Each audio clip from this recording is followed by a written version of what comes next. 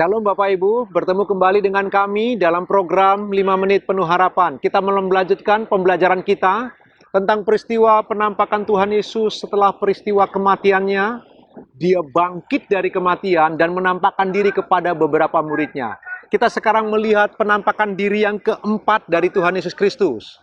Di mana ketika dia menampakkan diri kepada dua orang muridnya yang sedang melakukan perjalanan dari Yerusalem menuju ke Emmaus. Kita akan membaca teksnya Bapak Ibu dari Markus 16 ayat 12. Injil Markus pasal 16 ayat 12. Firman Allah berkata, sesudah itu ia, yaitu Tuhan Yesus, menampakkan diri dalam rupa yang lain kepada dua orang dari mereka, ketika keduanya dalam perjalanan keluar kota.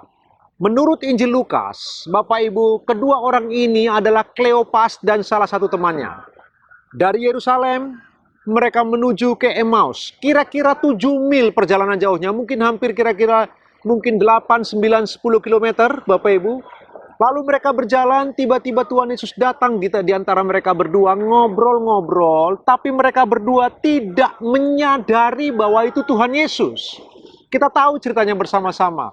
Ketika mereka sampai di Emmaus, Tuhan Yesus pura-pura mau berjalan lebih melanjutkan perjalanan, tapi ditahan oleh mereka berdua. Sehingga Tuhan Yesus kemudian bergabung dengan mereka berdua dan makan bersama di Emmaus itu. Ketika makan bersama itulah kemudian Tuhan Yesus menyingkapkan hati mereka. Bagaimana cara Tuhan Yesus mengingatkan mereka tentang siapa Dia? Dengan mengutip firman Tuhan. Tuhan Yesus mengutip kitab Musa. Tuhan Yesus mengutip kitab nabi-nabi. Perhatikan Bapak Ibu, Tuhan Yesus mengutip kitab Musa dan kitab para nabi. Waktu dikutip firman Tuhan, lalu kemudian firman Allah berkata, mereka sadar. Mereka tercelikan. Begitu mereka sadar, Tuhan Yesus telah menghilang dari tengah-tengah mereka. Apa pelajarannya untuk Bapak Ibu dan saya? Ketika Tuhan Yesus bertemu kepada kedua muridnya ini, Bapak Ibu yang dikasihi Tuhan, perjalanan ke Emmaus, mereka tidak mengenali dirinya. Mungkin mereka kaget, mereka tidak menyangka Tuhan Yesus akan bangkit, tetapi kemudian Tuhan Yesus faktanya adalah bangkit, Bapak Ibu. Lalu yang Tuhan Yesus lakukan adalah mengutip firman Allah, mengutip perjanjian lama yang ditulis oleh Musa, mengutip kitab para nabi. Pelajarannya untuk Bapak Ibu dan saya, perhatikanlah, Kristus menghormati firman Allah. Kristus menghormati perjanjian lama. Bapak Ibu, apa hak kita mengabaikan perjanjian lama? Jika Tuhan Yesus menghormati perjanjian lama, memandangnya sebagai sesuatu yang istimewa sebagai firman Allah yang hidup, dan menerangkannya kepada muridnya. Bapak, Ibu, dan saya, demikianlah kita memperlakukan Alkitab perjanjian lama. Kita menghormati, itu adalah firman Allah yang seutuhnya juga.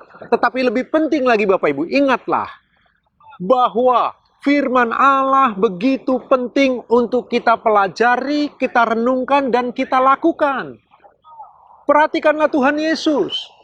Untuk mencelikan mata hati Kleopas dan sahabatnya, dia menggunakan firman Allah.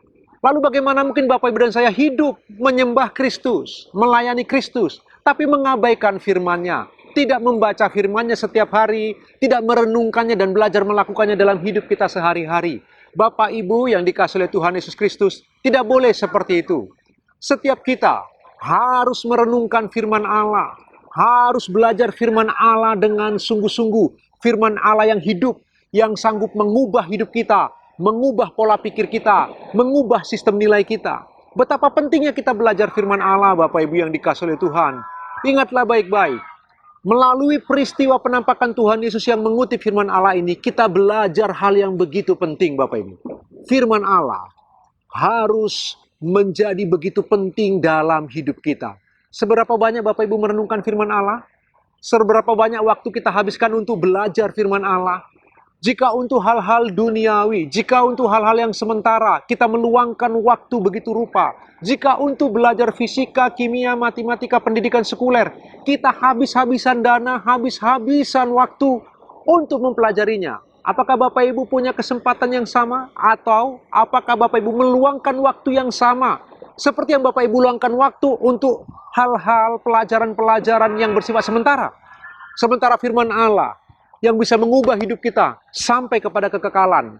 Apakah Bapak Ibu dan saya merenungkannya dengan cukup? Adakah waktu yang cukup bagi kita? Mari kita merenungkan kebenaran firman Tuhan ini Bapak Ibu. Tuhan Yesus memberkati Bapak Ibu, selamat beraktivitas.